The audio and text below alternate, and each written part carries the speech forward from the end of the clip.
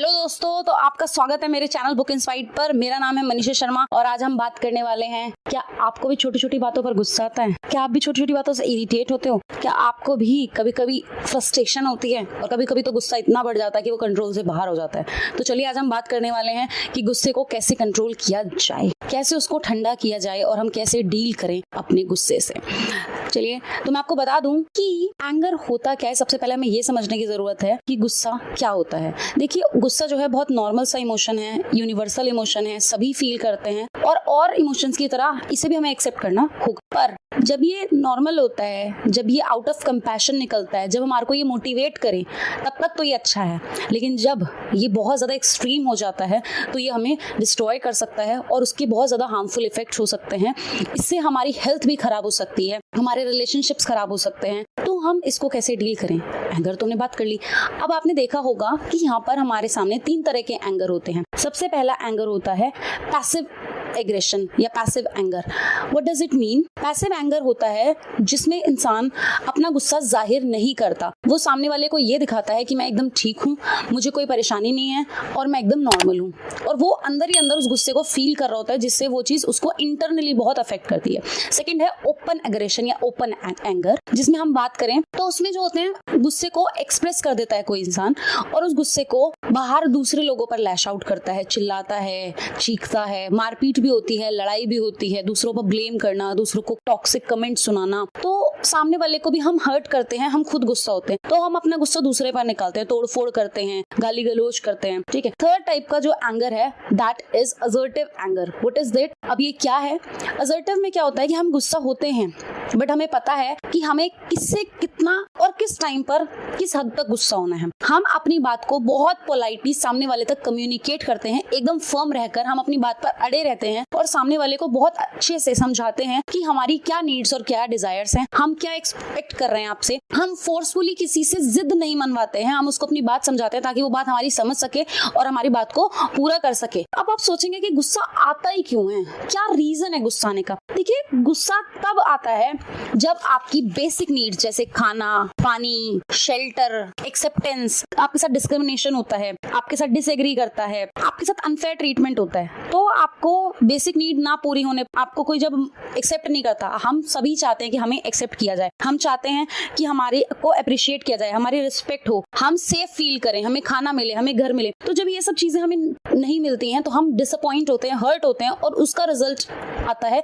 छोटे छोटे इमोशंस जो मिल करके बनाते हैं एंगर। जो छोटे छोटे इमोशंस, आपको हर्ट होता है, आपको अकेले फील होता है, आपको दुखी फील होता है, आपको एम्बैरेस फील होता है, हम कई बार डर फील करते हैं, इनसिक्योर फील करते हैं, गिल्ट भी फील करते हैं, पेन भी फील करते हैं, कई बार हेल्पलेस फील कर रहे होते हैं। तो जब ये सब फेस हम करते हैं तो उसका रिजल्टेंट आउटकम निकल कर आता है गुस्सा, और हम उसमें किसी और को फिजिकली या वर्बली जो है सुनाते हैं या फिर उसको हर्ट करते हैं जब हम खुद गुस्सा होते हैं। तो अब बात आती है कि इससे डील कैसे किया जाए, क्या तरीका हो सकता है कि हम इससे डील करें। तो मैं आपको बहुत से छोटे छोटे सॉल्यूशंस दूंगी जो एकदम प्रैक्टिकल सॉल्यूशंस होंगे। हम उस पर बात करेंगे कि हम उसको कैसे सॉल्व कर सकते हैं। तो जैसे हमने बात की कि गुस्से के बेसिक रीजन क्या होते हैं। किसी भी इंसान का बहुत लो टॉलरेंस पावर हो सकता है, वो हर बात अपने पर पर्सनली ले सकता है। जब हमारी सहन शक्ति कम होती है तो हम इंस्टेंट रिएक्शन देते हैं। हमारी बॉडी के अंदर केमिकल रिएक्शंस होते हैं, हमारी बॉडी के अंदर एड्रेनलिन और कॉर्टिसोल रिलीज होते हैं, जो कि जब स्ट्रेस होता है तो हम उससे डील करने के लिए हमारी बॉडी उसको रिलीज करती है। उसी तरीके के सेम हार्मोन्स हमारे अंदर जब गुस्सा होते हैं तब रिलीज होते हैं। तो उस टाइम पे जब हमारा एंगर शांत नहीं होता है तो वो हमारी बॉडी पे अफेक्ट करता है। इसके बहुत ज्यादा डिसएडवांटेज क्या है गुस्सा के? पहला, हमारी हेल्थ बहुत ज्यादा खराब हो सकती है, चाहे वो हमारी मेंटल हेल्थ हो, चाहे हमारी इमोशनल हेल्थ हो, चाहे वो हमारी फिजिकल हेल्थ हो। उसके बाद में बात आती है कि इससे हमारी एनर्जी बहुत ज्यादा वेस्ट होती है, बहुत ज्यादा एनर्जी गुस्से में ही चली जाती है, हमारी एफिशिएंसी कम होती है, हमारे रिलेशनशिप्स खराब होते हैं, हम थोड़ा अपने दोस्तों से, रिश्तेदारों से, सभी से दूर होते चले जाते हैं, कोई भी हमारी कंपनी एंजॉय नहीं करता है। तो हमें इसको सुधारने की जरूरत है। तो अब हम बात करते हैं कि गुस्से को कैसे कंट्रोल किया जाए। तो दोस्तों, हम शुरू करते हैं कि कौन सी टेक्निक से हम अपने गुस्से को कम कर सकते हैं। सबसे पहले अपने फिजियोलॉजी और पोस्चर को चेंज कर दीजिए। आपने देखा होगा जब आपको गुस्सा आता है तो आपका फेस एकदम रेड हो जाता है, बीपी हाई हो जाता है, कई बार आपको गर्मी भी लग रही होती है, पसीना आना शुरू हो जाता है, आपके होंठ छोटे छोटे हो जाते हैं, आंखें बड़ी बड़ी हो जाती जाती हैं, सांसें तेज हो जाती हैं, हार्ट बीट भी तेज हो जाती है। तो आपको अपना बॉडी पोस्चर एकदम चेंज कर देना है। लेट सकते हो, बैठ सकते हो, क्योंकि आप लेट कर तो किसी से लड़ाई नहीं करोगे। उसके बाद अपने फेस एक्सप्रेशंस पर स्माइल लेकर आओ। आपको नहीं भी आ रही है तो भी जबरदस्ती स्माइल करना है। आपको जो मुट्ठी बना लेते हो आप गुस्से में, अपनी फिंगर्स को ओपन कर लीजिए। तो इस तरीके से आप जो भी एक्सप्रेशंस आप नोटिस करिए, जो भी चीजें आपके होती हैं, बॉडी में चेंजेस आते हैं गुस्सा आने पर, तो उनको उसको ऑपोजिट करिए। उसके बाद बात आती है कि आपको अपने एनवायरनमेंट चेंज करने की जरूरत है। Second point is change your environment. जिन भी लोगों के आप बीच में हो, जिस भी एनवायरनमेंट में आप हो, जहां पर बहुत ज्यादा हीटेड कॉन्वर्सेशन हो रही है, लड़ाई हो रही है, आर्ग्यूमेंट हो रहा है, तो उस टाइम पर अपना टाइम लीजिए, ब्रेक लीजिए, पॉज लीजिए और आप बोलिए कि मुझे 5 मिनट का टाइम चाहिए। अगर आपके अपने पार्टनर से आर्ग्यूमेंट हो गया तो जस्ट से कि मुझे 5 मिनट का टाइम दो ताकि मैं थोड़ा कूल डाउन हो सकूं और फिर रिस्पॉन्स दूं। तो अपना टाइम लीजिए, क्योंकि हम उसमें जो होते हैं बिना सोचे समझे और रिएक्शंस देते हैं, हिट होते हैं, और फिर उससे जो होती है बात और बढ़ जाती है और हमारा गुस्सा और बढ़ जाता है, जिससे कि रिजल्ट्स अच्छे नहीं हो सकते। बाद में हम अपनी बोली हुई बातों पर बहुत ज्यादा रिग्रेट कर सकते हैं, गिल्टी फील कर सकते हैं, क्योंकि हमारे जो एंगर में, गुस्से में बातें निकलती हैं वो लॉजिकल नहीं होती हैं, वो ओवर थिंकिंग के साइकिल से आती हैं। जो भी हम फर्स्ट थॉट आता है उसको तो बोलना ही नहीं है। नेक्स्ट है कि काउंट टू 10। अगर बहुत ज्यादा गुस्से हो तो काउंट टू 100। इसका मोटिव क्या है? ताकि अपना गुस्से का एक्सप्रेशन डिले हो सके। गुस्से को जितना डिले किया जा सकता है उतना डिले करो, जितना शांत रह सकते हो शांत रहो, बट इंस्टेंट रिएक्शन नहीं देना है। आप उस बीच में डीप ब्रीदिंग कर सकते हैं, सांस ले सकते हैं, रिलैक्स होने की कोशिश कीजिए, रिस्पॉन्स को सोचिए पहले, आपको इंस्टेंट रिएक्शन नहीं देना है। फोर्थ है सामने वाले को सुनिए, अपना टाइम लीजिए, पॉज, सामने वाले की बात को सुन के समझिए कि what is the underline message, कि उसकी बात के पीछे का क्या मीनिंग है, वो क्या बात कहना चाहता है, वो हमसे क्या एक्सपेक्ट कर रहा है। अगर मान लीजिए आपके पार्टनर ने बोला कि उनको आप हाउस होल्ड कोर्स में हेल्प नहीं करते हैं और वो आपको बोल रहे हैं, तो समटाइम्स क्या होता है कि शिकायतों के पीछे एक एक्सपेक्टेशन होती है, एक डिजायर होती है जिसको आपको समझने की जरूरत है, instead of taking it as a complaint. और जब हम उसको एज अ कंप्लेंट लेते हैं तो हम गुस्सा होते हैं। तो आपको पॉज लेकर के, टाइम लेकर के, सोच करके सामने वाले की बात को, उसके बाद आपको रिस्पॉन्ड करना है ताकि आप उनके पर्सपेक्टिव को भी अच्छे से समझ सकें। नेक्स्ट हम बात करते हैं कि जितनी छोटी छोटी इरिटेशंस हैं उनकी एक लिस्ट बनाइए, क्योंकि छोटी छोटी इरिटेशंस मिल करके एकदम बड़ा सा इमोशनल आउटबर्स्ट बन जाती है जिसे हम गुस्सा कहते हैं। तो सारी लिस्ट को लिख लीजिए कि कौन कौन सी चीजें जो आपको इरिटेट करती हैं, कौन कौन से इंसान हैं, किस किस बात पे आप इरिटेट होते हैं। अपने वार्निंग साइंस देखिए कि किन किन बातों से आपको पता चलता है कि अब आपको गुस्सा आने वाला है, कौन कौन सी ऐसी चीजें जो आपको ट्रिगर करती हैं, उनकी पूरी लिस्ट बना लीजिए और उसके बाद एक एक कर उन पे एक्शन लीजिए, एक एक करके इरिटेशन को जिस तरीके से भी आप उसको सॉर्ट कर सकते हैं, अपने थॉट प्रोसेस को चेंज करके। सामने वाली इंसान की अगर आपको कोई बात इरिटेट करती है तो उनकी बातें जो अच्छी हैं, उन्होंने आपके लिए क्या क्या किया है, वो आपको सोचने की जरूरत है। इस तरीके से एक एक करके जिस तरीके से इरिटेशन कम होती जाएंगी, आपका गुस्सा भी शांत होता जाएगा। नेक्स्ट आता है कि अपने थॉट प्रोसेस को चेंज करिए। आपको समझने की जरूरत है कि आप क्या सोच रहे हैं, किस तरीके का आपका थॉट पैटर्न है, उसको आपको कंस्ट्रक्टिव थॉट में बदलना है, नेगेटिव थॉट को पॉजिटिव में बदलना है। एक ऐसे थॉट से जो आपको पेन कर रहा है उसको ड्रॉप करके आपको एक ऐसे थॉट को उठाना है जो आपको पावर फील कराए, वो हेल्पलेस फील ना होने दे, आपको स्ट्रॉन्ग फील कराए और आपको फील कराए सामने वाले की बात, वो भी क्या फील कर रहा हो आपको सामने वाले को भी समझना है। उसके बाद सबसे इंपॉर्टेंट चीज आती है, एक्सटर्नली तो आप चीजें बदल सकते हैं लेकिन इन लॉन्ग रन